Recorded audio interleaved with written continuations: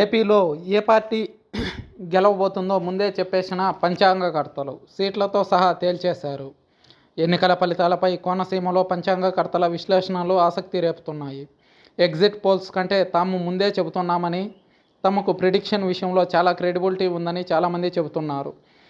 ఏపీకి ఎవరు ముఖ్యమంత్రి అవుతారో తేల్చి చెప్పేస్తున్నారు కోనసీమకు చెందిన పంచాంగకర్తలు.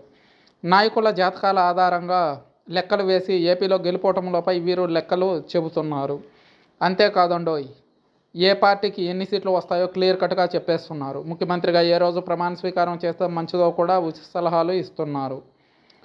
వైసీపీ 106 స్థానాల్లో విజయం సాధిస్తుందని, జగన్ మళ్ళీ ముఖ్యమంత్రి అవ్వడం తథ్యం అంటున్నారు. తాడేపల్లిగూడెంకు చెందిన ప్రముఖ సిద్ధాంతకర్త పల్లవార్దుల శ్రీరామకృష్ణ శర్మ టీడీపీకి 69 స్థానాలే వస్తాయని ఆయన ప్రిడిక్షన్ చేశారు. తెలంగాణలో జరిగిన ఎన్నికల్లో అందరూ బీఆర్ఎస్ వస్తుందని చెబితే తాను మాత్రం కాంగ్రెస్ గెలుస్తుందని ముందే చెప్పినట్లు ఆయన గుర్తు చేశారు. ఇప్పుడు కూడా ఏపీలో తాను చెప్పిందే నిజం అవుతుందని అంటున్నారు. టీడీపీ, జనసేన, బీజేపీ కూటమికి 135 సీట్లు వస్తాయని చెబుతున్నారు అమలాపురంకు చెందిన మరో ప్రముఖ పంచాంగకర్త ఉపదృష్ట నాగాదిత్య. అంతేకాదు, జ్యోతిష్ శాస్త్రం ప్రకారం ఈ పార్టీల అధినాయకుల జాతకాలకు ఈ నెల 9, 11 తేదీలు ప్రమాణ స్వీకారానికి మంచి రోజులుగా ఉన్నాయన్నారు.